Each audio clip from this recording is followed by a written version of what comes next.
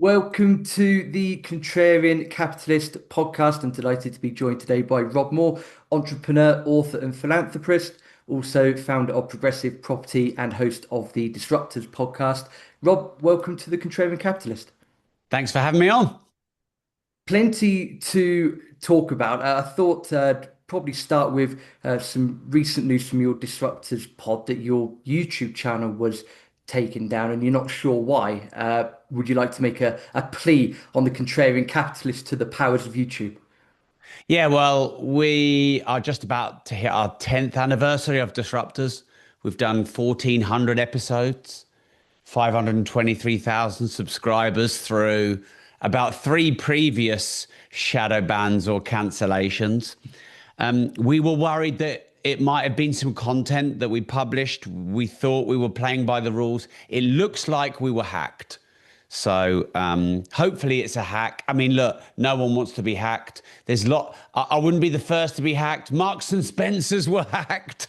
So now Rob Moore's been hacked. But yeah, we think it's a hack, but we're hopeful of getting it back. Well, I'll make sure I put a link into the post anyway, because I do highly recommend people do go and check it out when it's back on. Thank Rob, you. I wanted to start with the state of play in the UK because a lot of the listeners to this show are from the USA.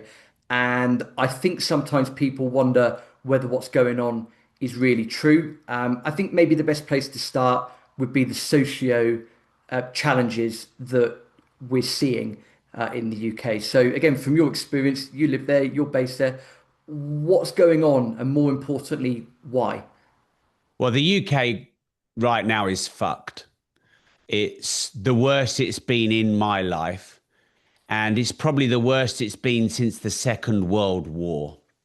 And I keep trying to find positives. So why don't I start with some positives? Our legal system is still pretty good. Although then Labour came in and started putting people in prison for social media posts. So you start to wonder. I'm actually interviewing this week Lucy Connolly, who was put in prison. She had a 2-year sentence for a social media post in a Facebook group that she then deleted. It wasn't a nice post, but I don't think it was worthy of a 2-year jail sentence. But that being said, the UK legal system is still pretty good. When there's sun in the UK, everyone's double happy. That's pretty good. You know, you used to think that the royal family was a great thing about the UK. It was one of the biggest tourist attractions in the world. But just recently, the king has had to remove Prince Andrew of all of his titles because of what he was apparently been up to. So what was once one of the greatest royal institutions in the world, you know, is now being challenged. So it's hard to find too many positives. On the negative, we are maybe at our second highest tax liability since World War II. Actually, I think in the late 70s, early 80s, the tax was slightly worse for a very short amount of time. But basically, 2/3 of everything you earn and everything you spend on average is tax. So that's as bad as it's ever been. We're losing 20,000 millionaires and many billionaires a year to places like Dubai and Monaco. You get on a train, you get stabbed. You go to school, you get stabbed. You get your phone out, you get stabbed. You wear a watch, you get stabbed. So the crime's really getting worse in the UK. Maybe it's not as bad as some areas of the world, but it's as bad as I remember it being here in the UK. Anything under £200 in terms of theft isn't deemed as a crime.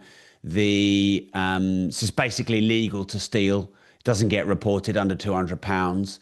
I think that the actual conviction rate for things like rape and, those kind of crimes is now something like 3%, something like that. The NHS is costing hundreds of billions and it doesn't work, so you have to get private. I think the welfare is now 300 billion. In the UK, you're incentivized not to work because it's so easy to get benefits or sign yourself off for months as soon as you say mental health. But when you do what, you get penalized with such high taxes.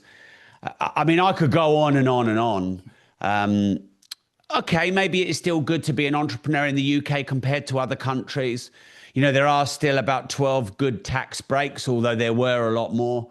But there's things like business rates, VAT, corporation tax is really high at 25, income tax is really high at 45, national insurance is really high at 15%. So, I mean, food's so expensive now. My local co-op has got lockbox on cheese. It initially started with lockboxes on expensive meat, and now it's lockboxes on mince. Then it was lockboxes, security tag boxes on mature cheddar, and now it's just lockboxes on standard cheddar. I mean, this is fucking crazy. I don't even know when to stop because I could carry on, Rob. No, no, fair enough. Well, thanks for giving us a synopsis. I will link to, you mentioned about people getting stabbed on trains. That was an incident over the weekend just gone. I'll link to that so people can have a look at what happened there, because that's actually quite close to you, geographically It speaking. was in my city. Yeah. The I person will. who did, I think the person stabbed 10 people, all of whom were with life-threatening injuries. He got on at Peterborough. Now, I put an immediate post on Twitter and I said it needs to be mandatory in schools to teach our kids self-defense. Like, what kind of state do we live in where I feel it needs to be mandatory for kids to learn self-defense, in my opinion. And women and children should be able to carry pepper spray. It's illegal to carry pepper spray. Women and children should be allowed to carry pepper spray, as far as I'm concerned. Yes, I do think there's a lot that could be done with the education system. I'm sure we'll touch on the financial aspect of that a bit later on.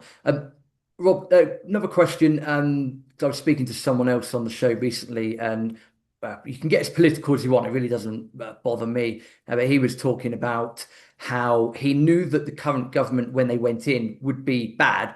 But what's been going on has been absolutely shocking. It seems like complete disregard for anything and everyone. But we're also now seeing Rachel Reeves or Rachel Thieves, however you want to call her, proposing a potential exit tax for wealthy Britons as well. It seems like it's just everything they can do wrong, they want to do wrong. That's what it seems like to me. Yeah, well, if you're a capitalist or you believe in free markets or you believe in free speech or you believe in some kind of meritocracy or you believe in rewarding success, you believe in fair incentives, you're going to think that everything that Labour are doing is wrong. If you believe in communism pretending to be socialism, if you believe in a globalist state of power of a few powerful people over the billions, then you probably like what's going on. If you believe in the Fabian society of slowly turning to full communism, of Mhm. course, they would never admit that, then you like what's going on. If you think about it logically, um, understanding that Labour are socialist, I would say communist, what they're doing is absolutely to the letter. They are penalizing the rich. They are exiling the rich. They are making an enemy of the rich. They are on a PR campaign to have the politics of envy. And then they are taking all the money from the rich and then they are giving them to the broke, giving them to the unemployed. They are incentivizing a lack of productivity and they're disincentivizing any meaningful work. It's not a good environment to be in from that point of view. So, as you said earlier on, let's try and put some, positive aspects on this and some, advice, so to speak, out there. So, if people are sat there, you're an entrepreneur, I'm an entrepreneur. So, if people are sat there in the UK and thinking, well, what can I do? What can I do to protect myself? Or what, maybe businesses can I need to start in these, odd times? Again, what would you be saying to people at the moment? Yeah. So I think that if you were in Africa or Russia, it would be much harder to start a business. And the state might have a lot more power and control over you. And or if you become successful or you speak out against the state, they might just take it off you. And that doesn't really happen in the UK. So the UK is, compared to what it was, not as good, but compared to many places, is still a good place to start a business. There are still about 12 decent tax breaks. You have to know how they work. So that's good. Although, business rates is really penal when you start your business. I've got a friend who is he's got quite a large, but still one-man band gym, pays £1,000 a month business rates. I mean, that is ridiculous. But anyway, if you want to start an AI business, a work from home business, the UK is probably still a good place to do it because you can leverage a global workforce. I think starting a physical business in a physical location in the UK is much harder than it was. I have over 100 staff. We've got all of our buildings here. If I had to start this again, I'd probably be using AI. I'd probably be using a remote workforce. I'd probably be arbitraging, better currency rates, arbitraging people who are working harder with a higher work ethic, but for a lower pay in different countries. I think social media and content creation is really good from the UK. Obviously we are English speaking. We are the main English speaking country. America is obviously bigger than us, and we leverage the English speaking market. So being a creator on social media, I think is a really good thing. So yeah, there's some things you can do. And in terms of growing a business and sales, and again, I'm thinking out the box because I know that you are extremely good at doing this and have been for over 10 years. So if people get an idea in their head and they're thinking, well, 20 I've years. now 20 years, sorry, 20 years. apologies, my side. People are thinking, like, I've got a business idea, I want to grow this, but now I've got to be careful of, maybe I get banned on social media or my government might be after this. Again, is it just a case of get out there and do it, or is there a particular, layout and a plan that they would need to follow? Well, I suppose it depends on the kind of character that you are. If you're a contrarian, like your show is called, if you're disruptive, like my show is called, if you believe in autonomy and freedom, and you may be a little bit more bold, then go and be yourself and take the risk. Because if people like us don't speak out and encourage others who wouldn't normally to speak out, then soon enough we'll be on a universal basic income, we'll be on a social credit score, we'll be on a central bank digital currency. We'll have a digital ID. We will not be able to say anything on social media without either getting banned or imprisoned. So it takes people like us to speak out to resist those things and take the risk. So I would encourage people to do that. If someone's a bit more introverted, they're a bit more of a supporter type personality, they're a bit more behind the scenes, then maybe you want to do content via AI. Maybe you want to partner with someone who is a bit more the front man. Maybe you want to have a software type business or some other business where you don't have to have a personal brand. So I think it depends on your nature and character. Both kinds of people are required. It looks like we've been hacked on our Disruptors channel, and I will be relying on some smart tech people to help me with that. But obviously the channel needs me as the front man of it. So I think it's just understanding who you are and leveraging your strengths, but both types of people are needed. No, absolutely, 100%. It's always about the importance of that team around you and growing that. Robert, I just want to talk about things such as gold, silver, Bitcoin, because I know that you've got a channel also called More Money as well. So again, everyone's got their own opinions on the importance of gold, the importance of silver. I can't say I know too much about Bitcoin myself, but if you can attack gold, silver, and Bitcoin and the importance of those things in the current economic climate, that would be fantastic. So gold and silver have gone up significantly in the last few years, especially silver, which is up 400% since 2022, depending on what the price you see at today when you watch or listen. Gold's not up as much, but it's up a lot considering it's significantly more. Now, silver is probably regarded as undervalued gold, and silver is probably regarded as cheap compared to gold because gold and silver price used to be much more closely linked together until about 2005, when gold soared and silver didn't soar up with it. In fact, silver, I don't think, has even caught up its 1979 price yet. So silver's probably relatively underpriced. Now, this has got more popular. People are talking about silver a lot more now, and they're talking about gold even more. So that obviously, that confidence pushes into the price and it pushes prices up. And so some people think that silver and gold might now be overpriced. But generally, silver and gold love fear. And silver and gold usually go up when you've got high inflation, when you've got lack of trust in government, or maybe like a lack of trust in currencies, or currency devaluations or fluctuations, or pending economic recessions or depressions. And all of those are coming, have started, and certainly haven't finished. So in that regard, I'm not giving any financial advice. I'm just sharing my answer to your question about gold and silver. I don't think the bull run on gold and silver has finished yet. I think it's got a long way to go if the recession come depression beds in. So Ray Dalio's been publicly saying that something worse than a recession is coming. The only thing worse than a recession is a depression.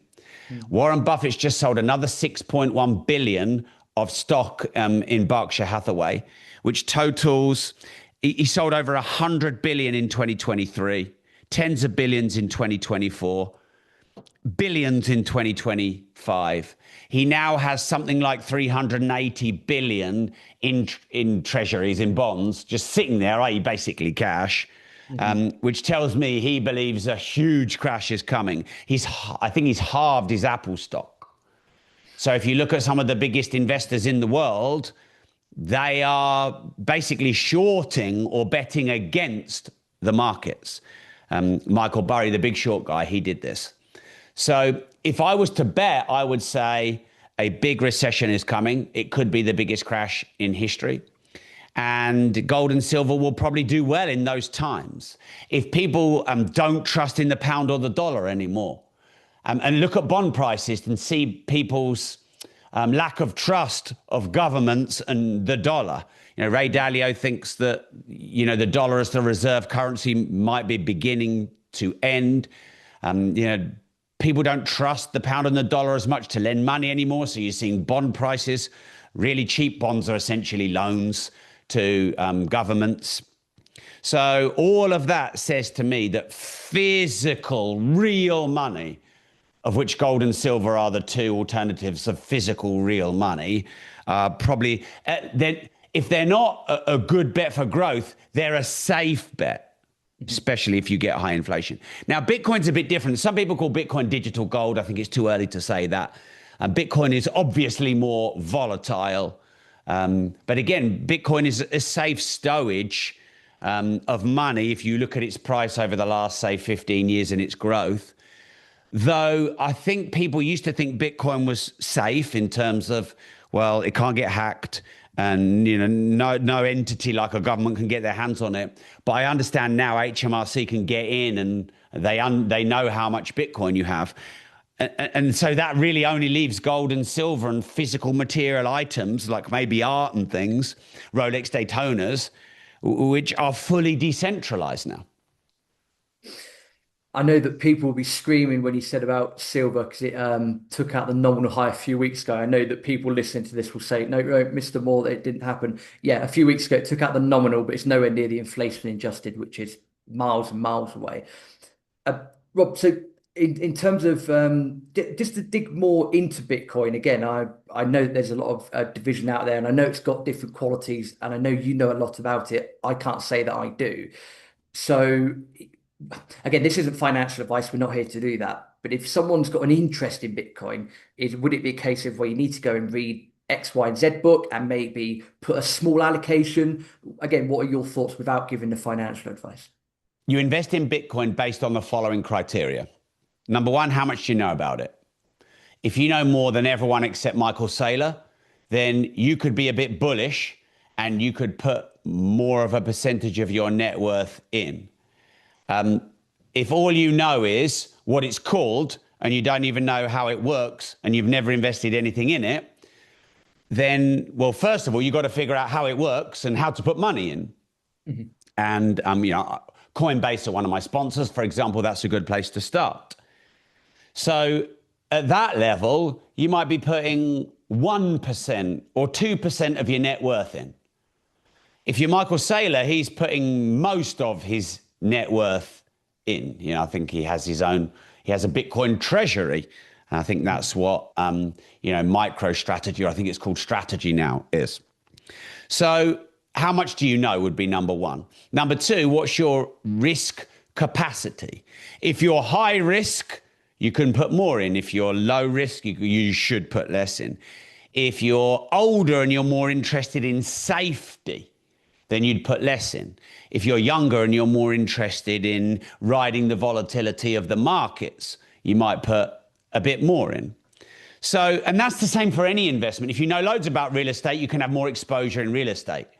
If you don't even have your own home yet and you're renting off your mum, then you probably don't want to be 50% exposed into real estate.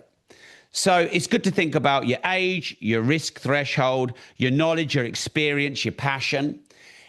Like, I love watches. I'm just passionate about them. And I would spend evenings researching watches, looking at watches, finding new watch brands, tracking the prices. And I would do that as a hobby.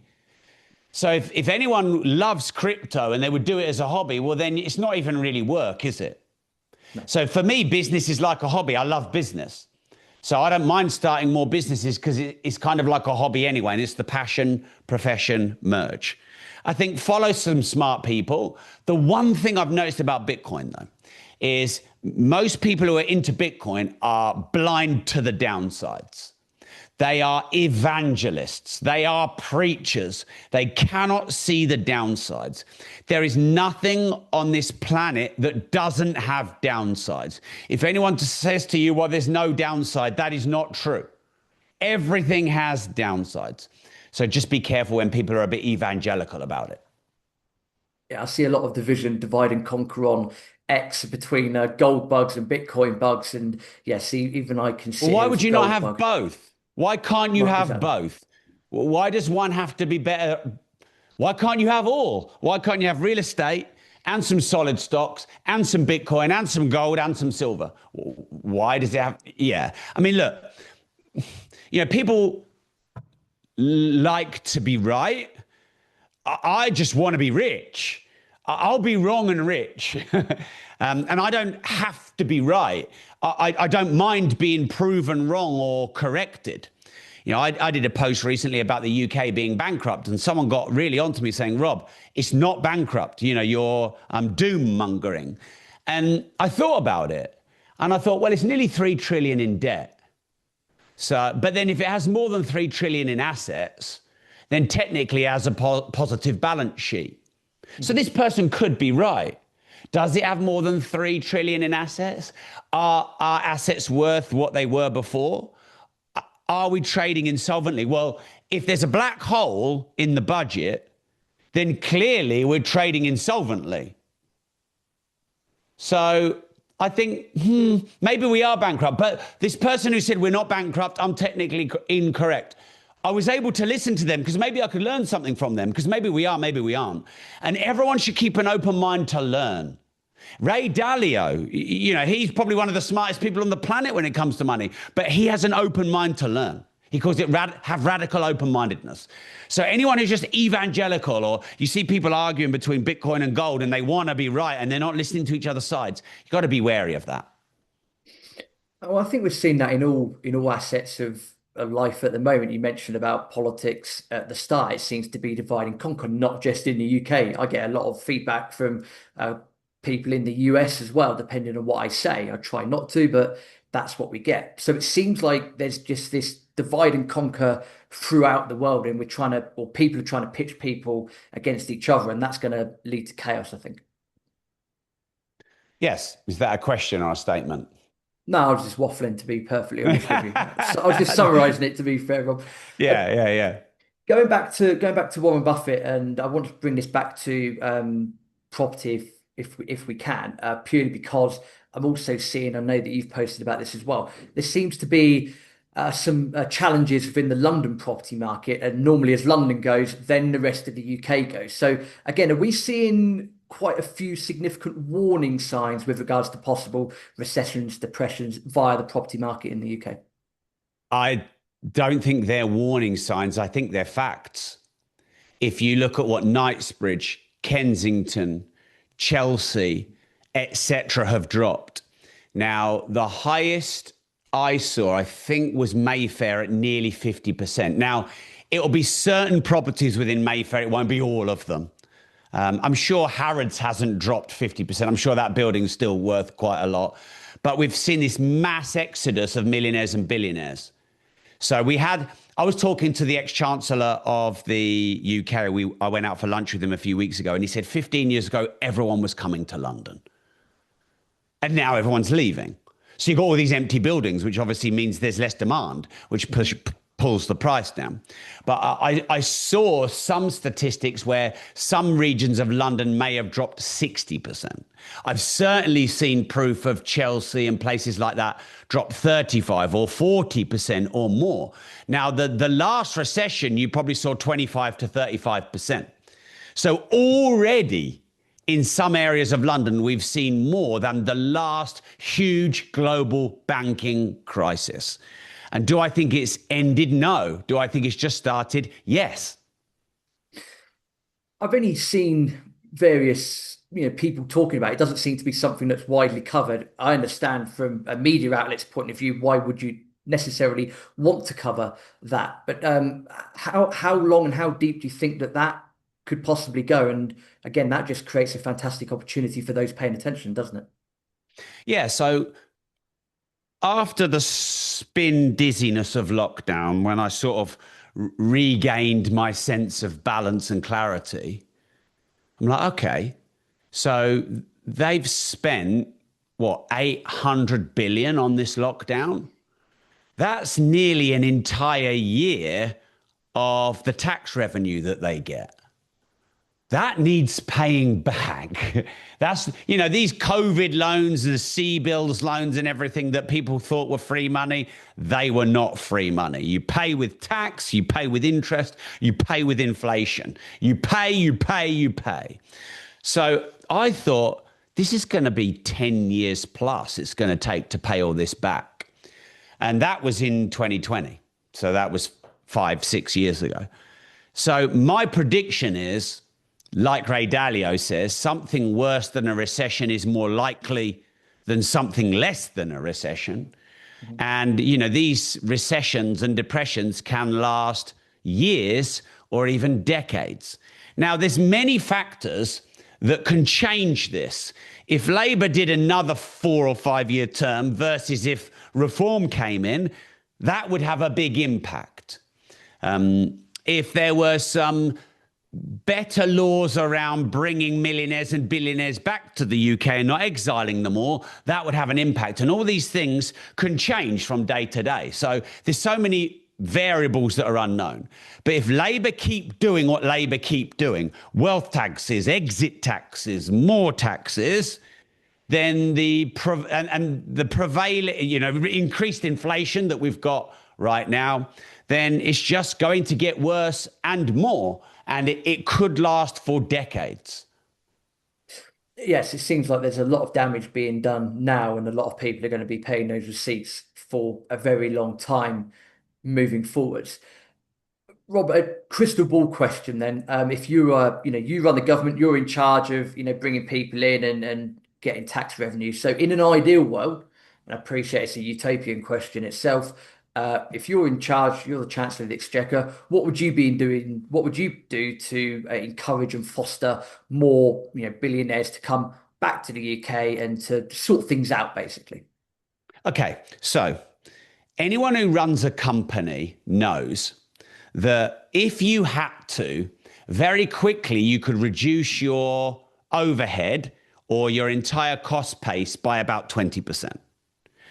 So you want to go and buy a business, you look at the the numbers and you're like, well, I could shave 20% of the costs off relatively easily. Half would be hard. 20% wouldn't be too hard. So the first thing I'd do is go in and I'd look at the UK balance sheet and I'd look at saving 20%, of our spending, which would be over 200 billion.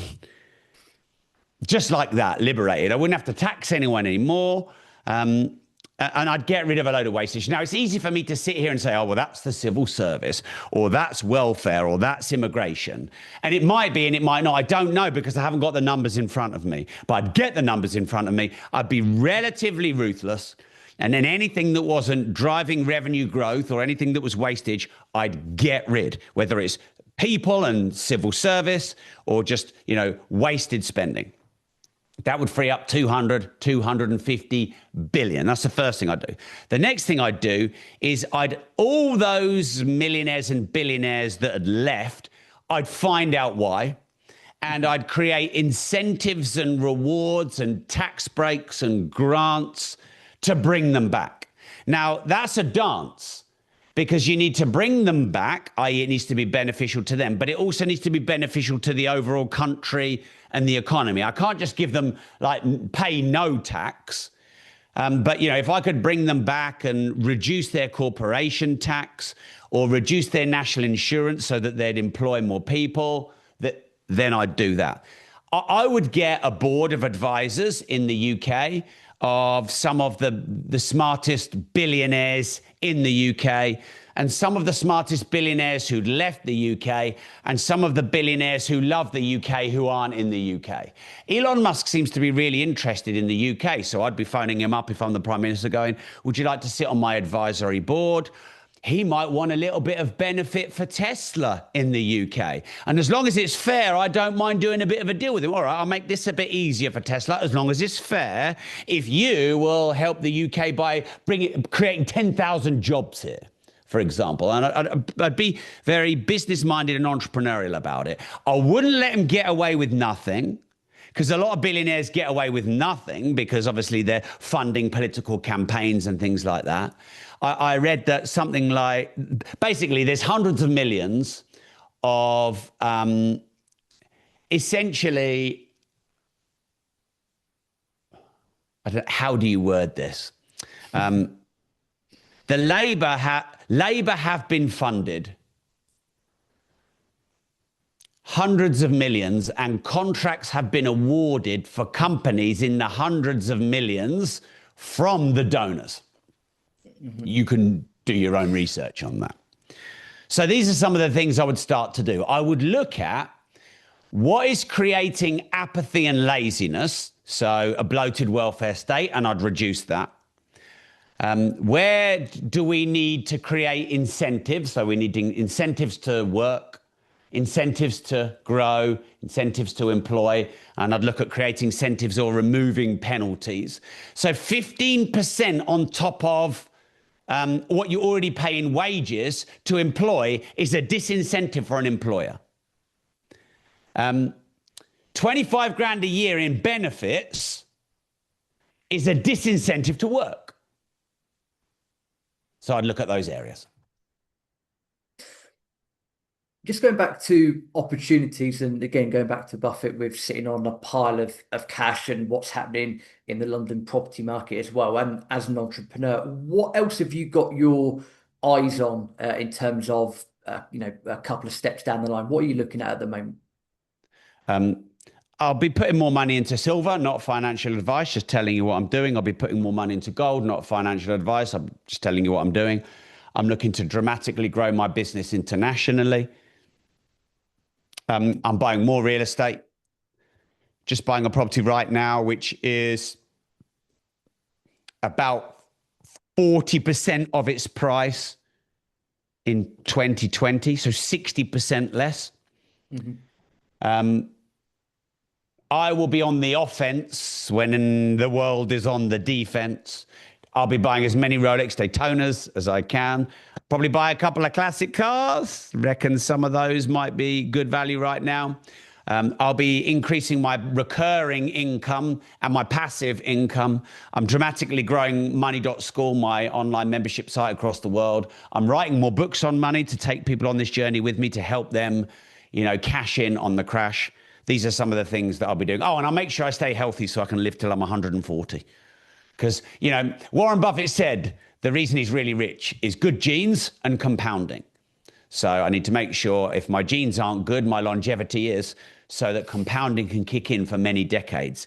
Because Charlie Munger said, rest in peace, the one rule that you must never break with compounding is never interrupt it. Yes, 100%. That's Einstein's eighth wonder of the world, isn't it? Compounding, sorry, I should say. Impounding, that's what they're doing in the UK for social media posts. Yeah, it's terrible to say the least. Rob, we've covered so much ground today. Is there anything we haven't spoken about, whether it's financial education in schools, whatever it might be? Is there anything we haven't spoken about that you'd like to bring to the listeners' attention? Financial education in schools. Let's crack on there. So, what could be done? What could be done to improve that? I imagine there's a lot of people I listening to mean, this it that have can got kids. happen. It doesn't happen.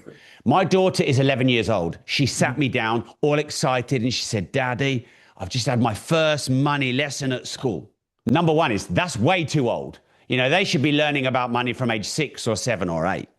So I'm like, your first lesson now, age 11? And so she sat me down. I said, go on, this is my specialist area, Ariana. Teach me. And she went, well, Daddy, what you do is you save money in the bank and you put £30 in, and in 3 to 6 months, you get £33 back.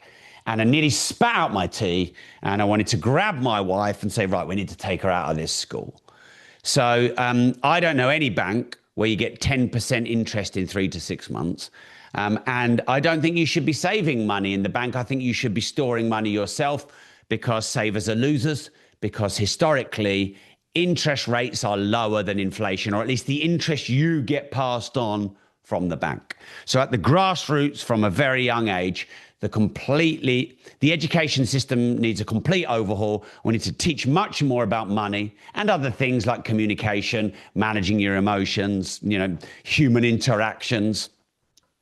But yeah, it's just fundamentally what should be taught isn't, and we're indoctrinated from a young age, to get the job and pay the taxes and get in debt and pay the interest and, give the money to the bank because that's how you retire. Do you have any, whether it's for children or obviously for adults that might not know as much, what books would you say have influenced your ideology and your thought processes with regards to money the most? And do feel free to refer to your own books if you want. Yeah, so I wrote a book called Money, which has been an international bestseller for many years. It's called Money, and the subtitle is Know More, Make More, Give More. So you might want to start there. I also have a platform called money.school. I've got over 13,000 lifetime members. It's just I think it's about 50p a day. It's like virtually nothing. You can cancel anytime. There's no ongoing contract. And there's a Money Mastermind University series. So if I was given carte blanche freedom to create a whole university degree on money, I actually did it inside money.school at 99.9% of the price of a college degree. And then also I did a series for kids, a money series for kids, a 14-part series inside money.school specifically for kids on the 12 fundamentals of money, like, paying yourself first and money follows value. So they're all inside money.school. I'd probably start inside money.school because it's virtually free. It's basically an admin fee of 50p a day. I spend 20 times that on coffee a day. So that's probably where I'd start. I've read thousands of books on business and finance and money, many of which I refer to and credit and honor inside money.school. Perfect. Well, I'll make sure to put a link to that in the post that comes with this as well. I know we've mentioned loads of things in this episode, but again, please do feel free to tell everyone how else they could get in contact with regards to property, etc. And I'll put all these links in the show notes. Sure. I mean, if you want to follow me on social media, my name is Rob Moore. And probably the one channel you want to follow if you're interested in money is called More Money, and it's on YouTube. It's actually a newer channel of mine. And we've just built this channel specifically to talk about money and making more money. And it's called More Money, but it's my surname, More. See what we did there? Yeah, very clever. I like that. I appreciate that. Well, Rob, Yeah, it's so been smart. Rob, it's been fantastic. I think there's a lot of lessons and a lot of things for people to take away, a lot of actionable points. So I just want to say a massive thank you for your time, and I'll link to all of these in the show notes and look forward to catching up again soon. Thank you very much. Cheers.